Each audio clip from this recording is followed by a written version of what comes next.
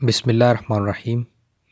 آج کا lecture Pakistan affair کے ٹاپک کے اوپر ہے، جس کا نام ہے سر سید احمد خان، یا آپ اس کو علی گڑھ بھی کہہ سکتے ہیں، علی گڑھ تحریک بھی کہہ سکتے ہیں۔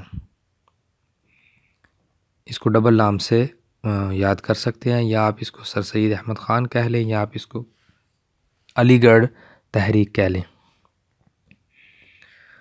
اچھا، اس ٹاپک کے اندر ہم آج کیا کیا ڈسکس کریں گے؟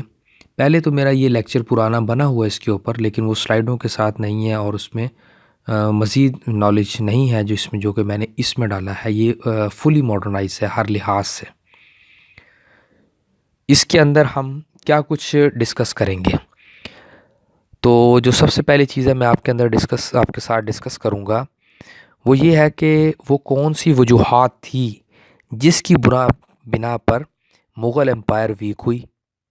اس کے بعد سر سید احمد خان کا چھوٹا سا تعارف ہوگا، پھر برٹش کا کیا بیہیویئر تھا 1857 کی وار کے بعد، اس کے بعد سٹیٹمنٹ جو ڈیفرنٹ برٹش آتھر نے دی مسلم قوم کے بارے میں، سر سید احمد خان کی کیا خدمات تھی ایجوکیشن کے بارے میں، پھر سر سید احمد خان کی لٹریچر کے بارے میں کیا خدمات تھیں، ہمارے سوسائٹی میں ہماری کیا خدمات تھیں ان کی ہمارے لیے، اس کے بعد پولیٹکس میں ہمارے لیے کیا خدمات تھیں، اس کے بعد سر سید احمد خان کا کیا رول کا کیا اثر ہوا، یا تحریک علی گڑھ کا کیا ایفیکٹ کیا ہوا ہمارے اوپر۔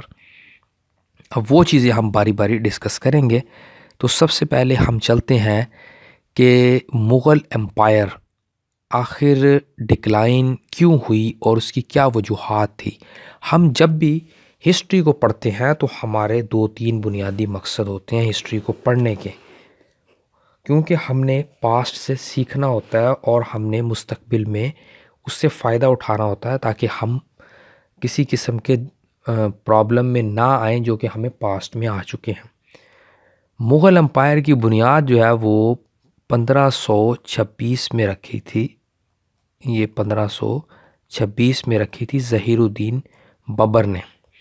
اس کو ظہیر الدین کو ببر اس کا لقب تھا شیر کی وجہ سے، بابر نہیں ہے یہ اس کا نام، اس کو ببر کہتے تھے اس کا شیر کی طرح بہادر ہونے کی وجہ سے۔ آہستہ آہستہ یہ چلتی گئی یہ، لیکن اس کے ڈکلائن کے اثرات کب شروع ہوئے؟ دیکھیں، جو بھی بڑی بڑی امپائر بنتی ہیں نا، وہ ایک دن میں نہ بنتی ہیں اور ایک دن میں ہی نہ وہ گرتی ہیں۔ تو اس کو بنانے کے لیے ان کو 100 سال لگ گیا، تو اس کو گرتے ہوئے بھی 150 سال لگ گیا تھا۔ اب اس کے ڈکلائن کے ریزنز کہاں سے شروع ہوئے تھے؟ اورنگزیب جو بادشاہ تھا آخری، جس کو مغل ایمپرر کہتے ہیں، جس کی حکومت تسلیم کی جاتی تھی، باقی تو نام کے ہی شہنشاہ ہوتے تھے۔ اب وہ کیسے، سب سے پہلے تو میں آپ کو یہ بتاؤں گا کہ وہ شخص بادشاہ کیسے بنا۔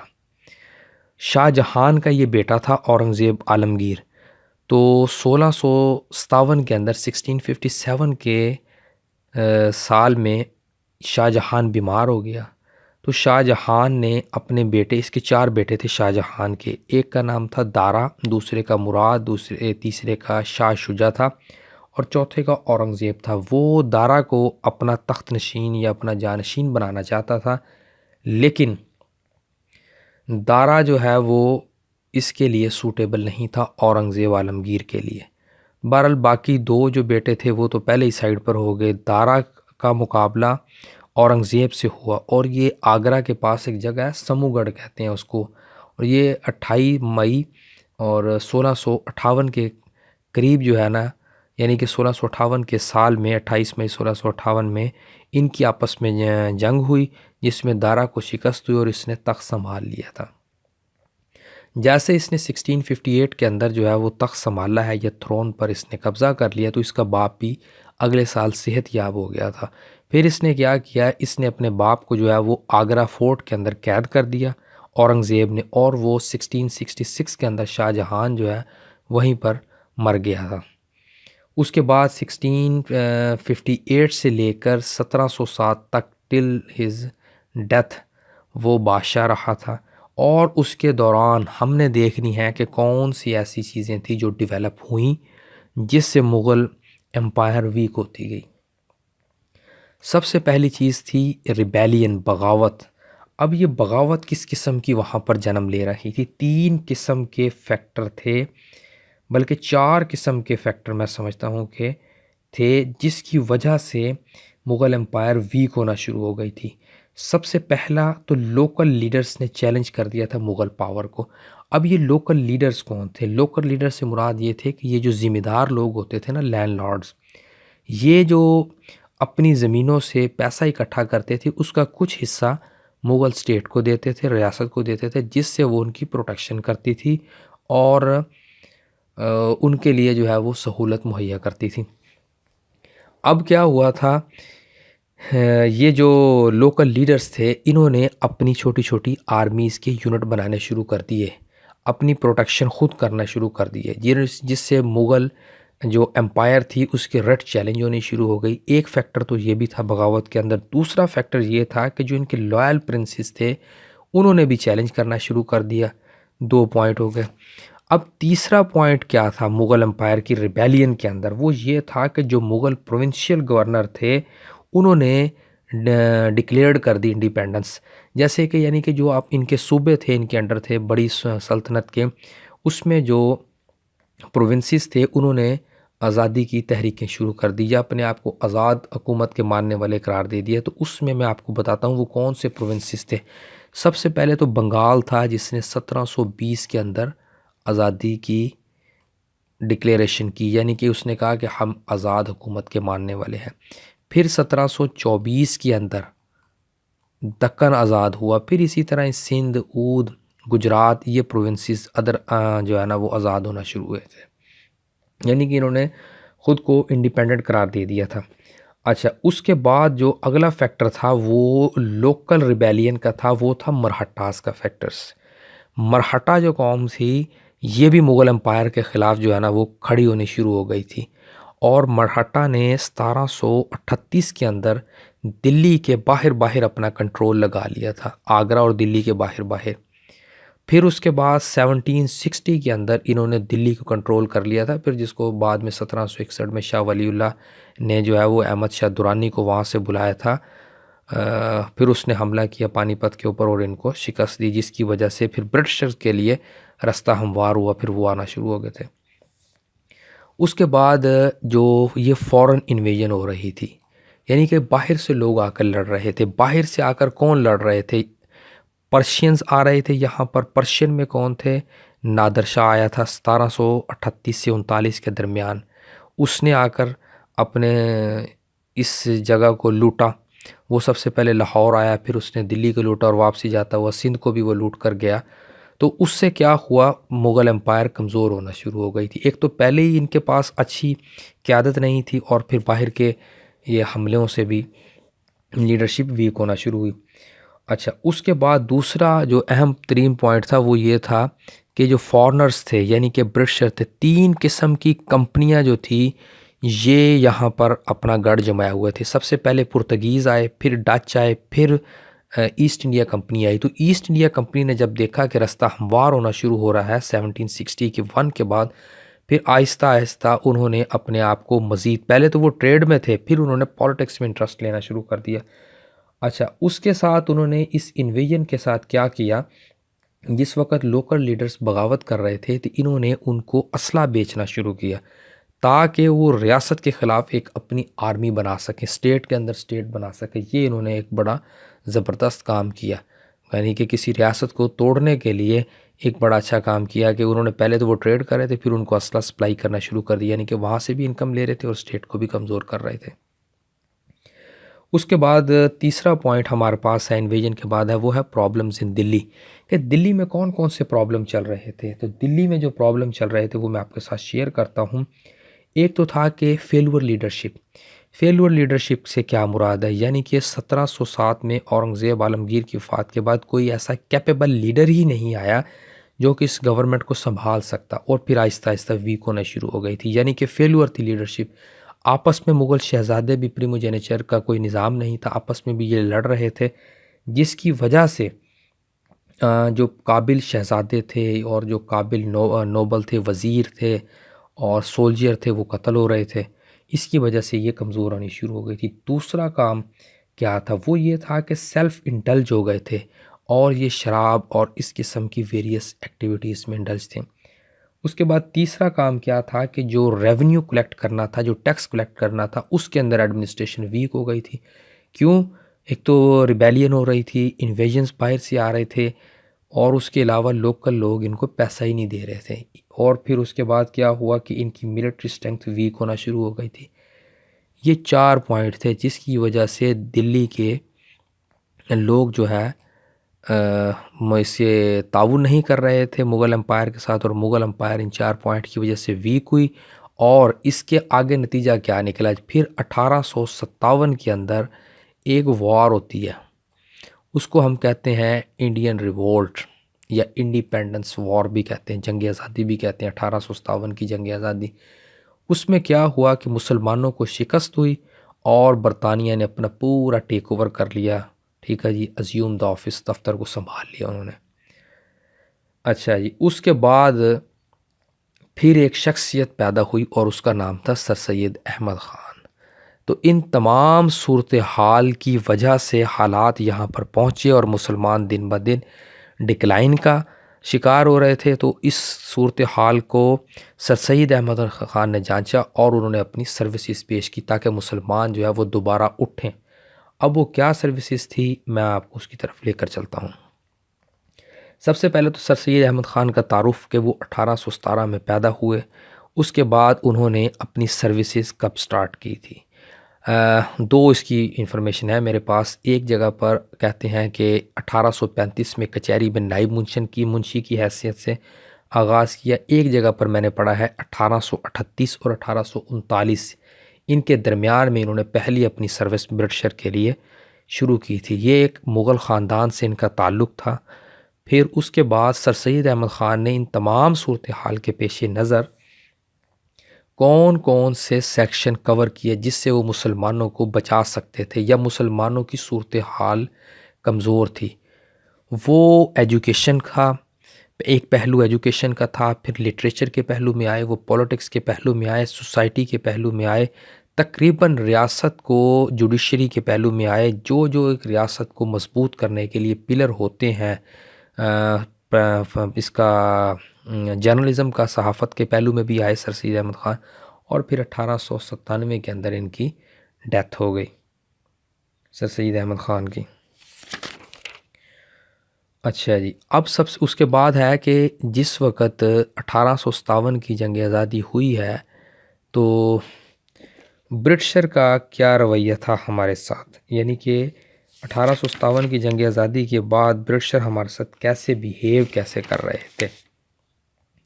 سب سے پہلے انہوں نے مسلمانوں کو 1857 کی جنگ آزادی کے بعد بے شمار مسلمان انہوں نے قتل کیے۔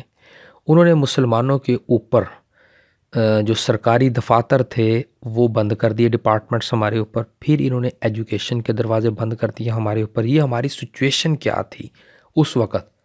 اس کے بعد انہوں نے مسلمانوں کو ایکسپلائٹیشن کی سوسائٹی کے میدان میں اور اکانومی کے میدان میں۔ اچھا، میں آپ کو سوسائٹی کی ڈیفینیشن سمجھاؤں کہ سوسائٹی کہتے کس کو ہیں۔ جو لوگ سوشیالوجی پڑھتے ہیں وہ تو اس کو بڑی اچھی طریقے سے سمجھتے ہوں گے۔ انسان جس جگہ پر رہتا ہے یا انسان ایک گروہ کی صورت میں جس زمین پر رہ رہا ہوتا ہے، اس کے زندگی گزارنے کے لیے جتنے بھی معاملات سے وہ ڈیل کرتا ہے اس کو ہم سوسائٹی کہتے ہیں۔ اس میں آپ کی اکانومی آتی ہے، آپ کی لٹریچر آتا ہے، آپ کا تمام جو ایک انسان کو ضرورت پڑتی ہے وہ تمام چیزیں اس میں آتی ہیں۔ اس کے بعد آتی ہے اکانومی۔ پھر ہمیں اکانومی میں بھی ایکسپلائٹیشن کی انہوں نے۔ پھر انہوں نے مدرسہ، مسجد مسلمانوں کے اوپر بند کر دی تھی یہ چیزیں۔ تو یہ صورتحال تھی مسلمانوں کی۔ ان تمام کو پیش نظر رکھتے ہوئے سر سید احمد خان نے آغاز کیا تھا۔ اس کے بعد مسلمان بحیثیت قوم کیسی تھی برٹش آتھر کی نظر میں؟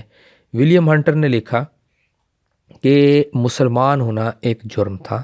اس کے بعد بوسورتھ سمتھ نے کیا لکھا تھا؟ اس نے کہا کہ انگلش سپاہی جو ہے وہ پھیل گئے گلیوں میں اور انہوں نے تلاش کی اور مسلمانوں کو لوٹا۔ یہ برٹش آتھرز نے ہمارے بارے میں لکھا ہے۔ اچھا جی، اب سر سید احمد خان کی سروسز سٹارٹ ہوتی ہیں کہ سر سید احمد خان نے کون کون سی سروسز مسلمانوں کو دی تھیں۔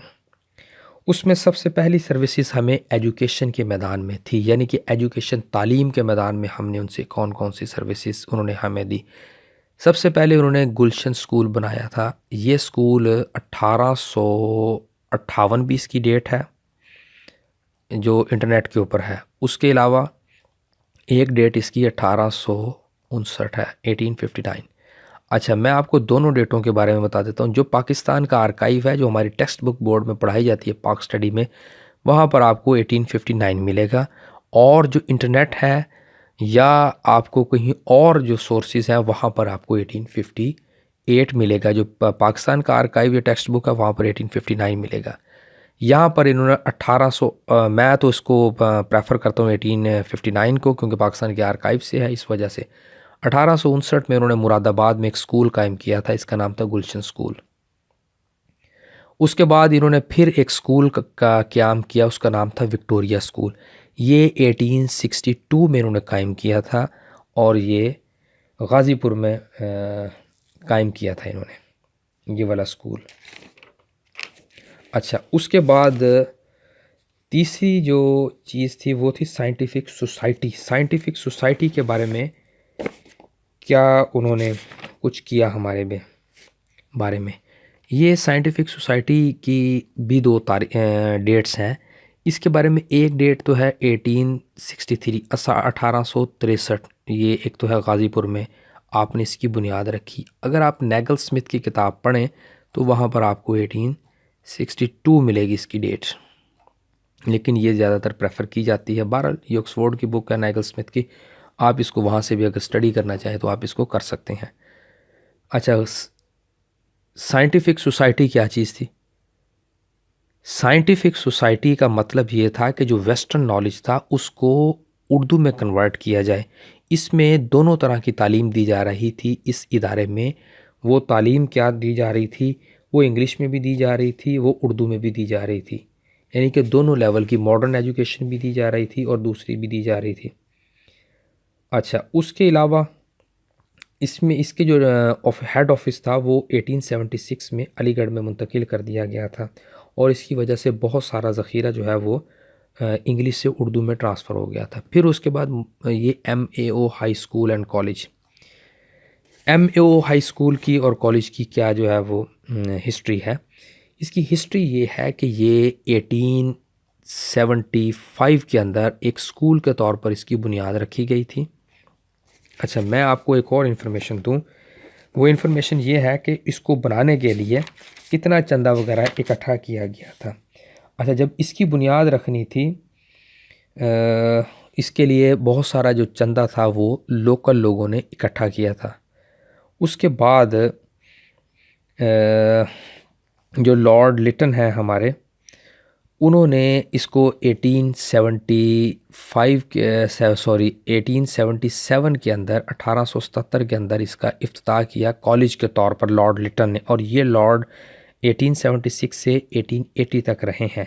اچھا، اس کے لیے جو چندہ اکٹھا ہوا تھا وہ میں آپ کو تھوڑی سی ڈیٹیل دے ہی دیتا ہوں۔ وہ نظام حیدرآباد نے 90,000 دیے تھے، مہاراجہ پٹیالہ نے 58,000 روپے دیے تھے، حکومت ہند نے 42,000 روپے دیے تھے، اور سالار جنگ نے اس کے لیے 10,000 روپے نقد اور 12,000 روپیہ سالانہ کی ایک جاگیر دے دی تھی۔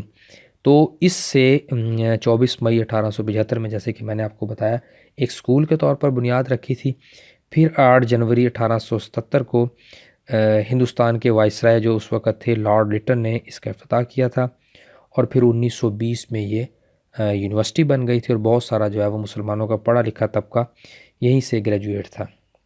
اچھا، اس کے بعد محمدن ایجوکیشنل کانفرنس کی بنیاد آ جاتی ہے۔ محمدن ایجوکیشنل کانفرنس کی جو بنیاد رکھی گئی تھی وہ 1886 کے اندر رکھی گئی تھی۔ اچھا جی، اب اس کے اندر کیا تھا؟ اس کے اندر یہ تھا کہ جو مسلمانوں کی تعلیمی کمی ہے وہ یہ ادارہ پورا کرتا تھا، یہ اس کے لیے فنڈ کرتا تھا۔ پہلے یہ فنڈ اکٹھا کرتا تھا، پھر جو ادارے ویک ہوتے تھے یا جن کو پیسہ چاہیے ہوتا تھا، پھر کچھ یہ اس کے لیے فنڈ فراہم کرتا تھا ادارہ۔ محمدن ایجوکیشنل کانفرنس 1886 میں یہ بنی تھی۔ اس کے بعد علی گڑھ گزٹ انسٹیٹیوٹس۔ علی گڑھ گزٹ انسٹیٹیوٹ کیا ہے؟ علی گڑھ گزٹ انسٹیٹیوٹ جو ہے 1866 میں ایک ویکلی جرنل تھا. اس کے اندر جو ہے اخلاقی لیول کے اور ماڈرن اس زمانے کے ریسرچ آرٹیکل لکھے جاتے تھے، اور اس کا مقصد تھا کہ مسلمانوں میں ماڈرن سوچ پیدا کی جائے، ماڈرن تعلیم کا ان کو شعور دیا جائے. اور اس کے یہ جو پیپر چھپتے تھے، ویکلی جرنل چھپتے تھے، یہ دونوں لینگویج میں ہوتے تھے، اردو میں بھی اور انگلش میں، تاکہ اس سے برٹشر بھی سمجھ سکیں اور مسلمان بھی سمجھ سکیں. اور ان کے درمیان جو ایک جنگ کی وجہ سے جو گیپ آ رہا تھا نا، بیسک کام ان کا یہ تھا کہ جو انگریزوں نے گیپ اور نفرت کی وجہ سے ہمیں سب چیزوں سے دور کر دیا تھا، وہ فراہم کرنا تھا دوبارہ ہمیں. اچھا، اس کے بعد سر سید احمد خان نے لٹریچر میں کون کون سی ہمیں سروسز تھی؟ سر سید احمد خان نے جو لٹریچر میں ہمیں سروسز دی تھی وہ اثار السنادید تھی. اثار السنادید سے کیا مراد ہے؟ اچھا، اس کتاب کے اندر سر سید احمد خان نے ہمیں دلی کی تاریخ بتائی ہے، ہسٹری آف دہلی بتائی ہے، اور مغل بلڈنگز کا تذکرہ کیا ہے اثار السنادید کے اندر. اس کے بعد تبیین الکلام لکھی. تبیین الکلام لکھنے کا مقصد یہ تھا، یہ بائبل کی تفسیر ہے، اور اس میں بتایا گیا تھا کہ قرآن پاک اور بائبل دونوں اللہ کے کلام ہیں اور سچی کتابیں ہیں.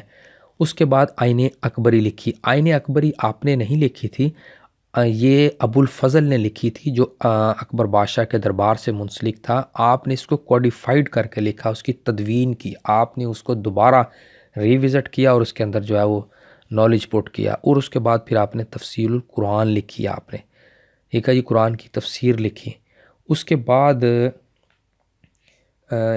آپ نے خطبات احمدیہ لکھا. ولیم میور نے ایک کتاب لکھی تھی، دا لائف آف محمد. اس میں آپ صلی اللہ علیہ وسلم کی شان میں اس شخص نے گستاخی کی تھی. اس کے ریبٹل میں آپ نے خطبات احمدیہ لکھا تھا. اس کے بعد رسالہ تہذیب الاخلاق لکھا. اس رسالے کا لکھنے کا مقصد یہ تھا کہ جو انگریزوں اور مسلمانوں کے درمیان جو ڈفرنس ہے وہ ریموو کیا جائے، اور اس میں بھی علمی لیول کے، اخلاقی لیول کے آرٹیکلز چھپتے تھے، اور یہ بھی دونوں زبانوں میں چھپتا تھا، رسالہ تہذیب الاخلاق. اس کے بعد آپ نے جام جم لکھا. جام جم سے کیا مراد ہے؟ اس میں تیمور سے لے کر بہادر شاہ ظفر تک کے مغل بادشاہوں کی ہسٹری درج ہے. اور اس کے بعد آپ نے انتخاب الاخرین لکھی. اس میں جوڈیشل سے ریلیٹڈ باتیں درج ہیں. اور اس کے بعد تذکرہ جہانگیری آپ نے لکھی. پھر جلاء القلوب و ذکر المحبوب لکھی. اس میں آپ نے رسول پاک صلی اللہ علیہ وسلم کی سیرت بیان کی. پھر تاریخ ضلع بجنور لکھی، تاریخ سرکشی بجنور لکھی. یہ آپ کی لٹریچر لیول پر سروسز تھی، ادبی لیول پر. اس کے بعد سر سید احمد خان کی سوسائٹی میں کیا خدمات تھیں؟ سر سید احمد خان نے سب سے پہلے معاشرے کے اندر ایک یتیم خانے کی تعمیر کروائی، جس کے اندر مسلمان بچے بھی تربیت پا رہے تھے اور ہندو بچے بھی تربیت پا رہے تھے. اس کے بعد آپ نے میوچل کوآپریشن کے لیے ہیلپ کی. آپ نے ایک کتاب لکھی، اس کا نام تھا طعام اہل کتاب، بلکہ اس کا نام ہے طعام اہل کتاب ہی ہے. اس کا لکھنے کا مقصد یہ تھا کہ مسلمان اور عیسائی دونوں مل کر، یہ دونوں قومیں مل کر جو ہے وہ آپس میں اکٹھا کھا پی سکتی ہیں. اس کے بعد آپ نے لیونگ سٹینڈرڈ کو ماڈرن کرنے کی کوشش کی. آپ نے کہا کہ چھری چمچے سے کھانا جو ہے وہ غیر اسلامی نہیں ہے. اس کے بعد آپ نے ایک کتاب اور لکھی، لویل محمڈنز آف انڈیا. اس میں آپ نے مسلمانوں کو انگریزوں کا وفادار ثابت کرنے کی کوشش کی. ظاہری سی بات ہے وہ اس وقت کنٹرول میں آ گئے، ہم ان سے دوبارہ جو ہے وہ ایٹیٹیوڈ دکھانے کی کوشش کرتے، انوائے دکھانے کی کوشش کرتے، تو وہ ہمیں ڈیل ود آئرن ہینڈڈس، وہ ہمیں ذرا سختی سے دوبارہ پھر نپٹتے. تو بہترین طریقہ تھا ان کا اس چیز کو ڈیل کرنے کے لیے. اس کے بعد ان کی پولیٹکس میں کیا خدمات ہیں سر سید احمد خان کی؟ سب سے پہلی خدمات ان کی یہ تھی کہ یہ ہندو اور مسلمانوں میں اتحاد چاہتے تھے، اور انہوں نے اس بارے میں یہ بھی کہا تھا کہ ہندو مسلم قوم کو انہوں نے کہا تھا کہ یہ ایک دلہن کی دو خوبصورت آنکھیں ہیں. ٹھیک ہے جی، وہ اتنا دونوں کو ایک دوسرے کے ساتھ مرج چاہتے تھے، لیکن حالات جو ہے وہ آہستہ آہستہ کسی اور طرف ہی جا رہے تھے. اس کے بعد اردو ہندی کنٹروورسی ہے، یہ 1867 میں پیش آیا یہ واقعہ. اچھا، 1838 1838 تک جو ہے پرشیا کی جو لینگویج ہے، پرشیا کی کہہ دیا، جو فارسی لینگویج تھی 1838 تک یہ بر صغیر کے اندر امپلیمنٹ رہی ہے ایڈمنسٹریشن لینگویج کے طور پر 1838 تک۔ اس کے بعد پھر جو ہے نا وہ آہستہ آہستہ اردو آئی، پھر انگلش آ گئی۔ اب اردو ہندو کنٹروورسی کیا ہے؟ کچھ جو انڈین ایکسٹریمسٹ تھے اس وقت کے کانگریس سے ہٹ کے تھے اور کچھ کانگریس میں شامل تھے۔ یہ لوگ کیا چاہتے تھے؟ یہ چاہتے تھے جو دیوناگری رسم الخط ہے یا ہندی کو یہ امپلیمنٹ کرنا چاہتے تھے آفیشیل لینگویج کے طور پر، لیکن سر سید احمد خان نہیں چاہتے تھے، اور انہوں نے اس کو بڑے اچھے طریقے سے جو ہے وہ ان کے اس طریقے کو یا ان کی سازش کو انہوں نے ریموو کیا۔ وہ کیسے ریموو کیا؟ انہوں نے کہا کہ ہندو اگر اردو کو آفیشیل لینگویج برداشت نہیں کر سکتے تو آگے چل کے کیسے اکٹھے رہیں گے، اور یہ بات انہوں نے شیکسپیئر کے کمشنر جو تھے اس وقت بنارس کے جو کمشنر تھے ان کا نام تھا مسٹر شیکسپیئر، ان سے انہوں نے یہ بات کہی۔ پھر انہوں نے کازز آف انڈین ریولٹ لکھی جو 1857 کی جنگ آزادی تھی، اس کی وجوہات لکھی تھی انہوں نے۔ اچھا، وہ وجوہات کیا تھی جو انہوں نے لکھی تھی؟ اور اس کی وجہ انہوں نے زیادہ تر انگریزوں کو اس کا ذمہ دار ٹھہرایا تھا۔ میں وہ آپ سے شیئر کرتا ہوں۔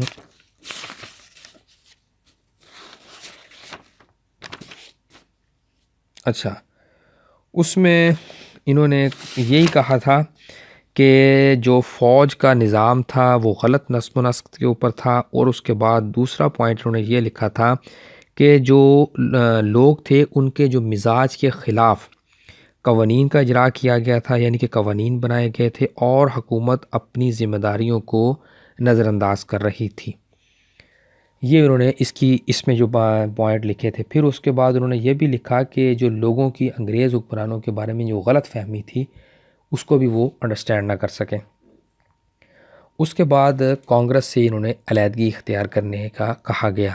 تو 1885 میں جب کانگریس بنی تھی، انہوں نے کہا کہ مسلمان سیاست میں حصہ نہ لیں بلکہ پہلے تعلیم کی طرف آئیں اور پھر اس کے بعد سیاست میں حصہ لیں، کیونکہ مسلمانوں کی جو ایجوکیشن لیول تھا بہت زیادہ ڈاؤن ہو رہا تھا، اور وہ کیونکہ ہندو اس وقت پڑھا لکھا طبقہ آ رہا تھا، یہ انگلش میں بھی آگے جا رہے تھے، تو انہوں نے کہا مسلمانوں کو آپ اس سے دور رہیں۔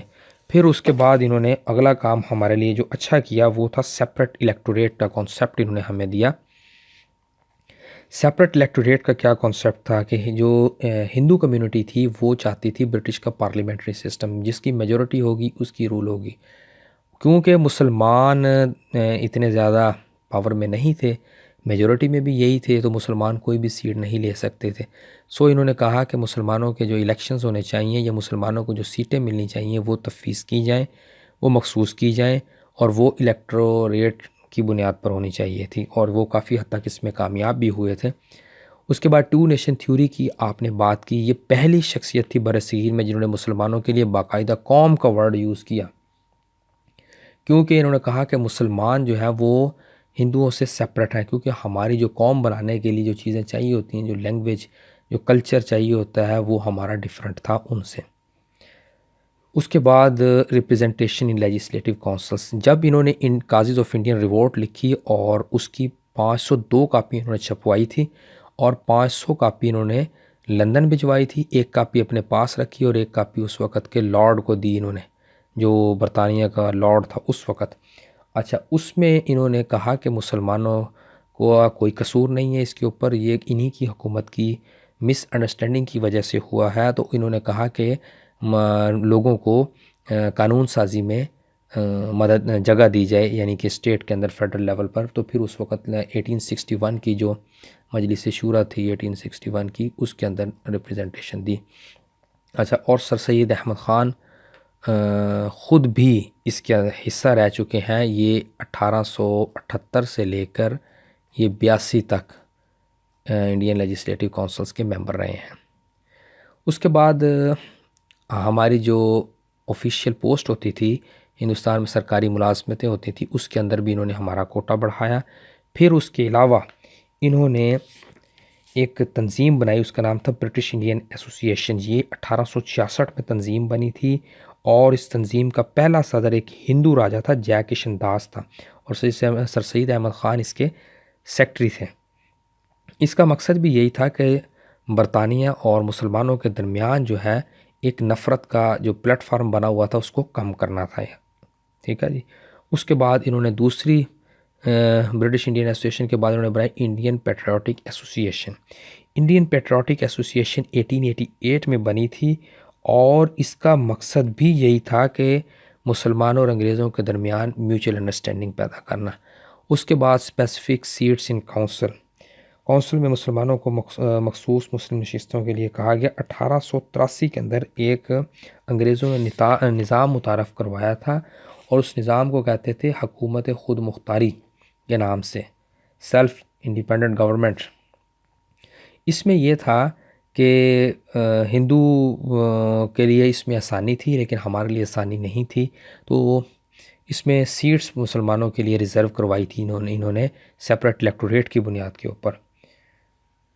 اس کے بعد سر سید احمد خان کی جو تحریک تھی، علی گڑھ کی تحریک تھی، اس کا ہمارے اوپر یا آنے والے وقت میں ہمیں کیا بینیفٹ ہوا؟ پہلا تو ہمیں ایک سیاسی لیڈرشپ کی فراہمی مل گئی ہمیں.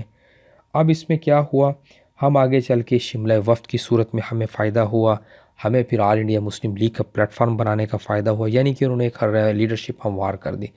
پھر ہمارا اور انگریزوں کا کافی آپس میں میوچل انڈرسٹینڈنگ ہو گئی، نفرت کم ہوئی، ہمیں جو ہے وہ ہر پلیٹ فارم کے اوپر سہولت ملتی گئی. اس کے بعد ہمیں ماڈرن ایجوکیشن ہمیں ملی اور 1920 میں جب وہ علی گڑھ یونیورسٹی بنی، محمدن ایجوکیشنل کانفرنس جو یونیورسٹی بن گئی تھی، محمدن ایجوکیشنل کانفرنس کہہ دیا، جو محمدن MAO ہائی اسکول تھا. پھر 1920 میں جب وہ یونیورسٹی بنی، مسلمانوں کا پڑھا لکھا پہلا طبقہ اسی کا ہی گریجویٹ تھا.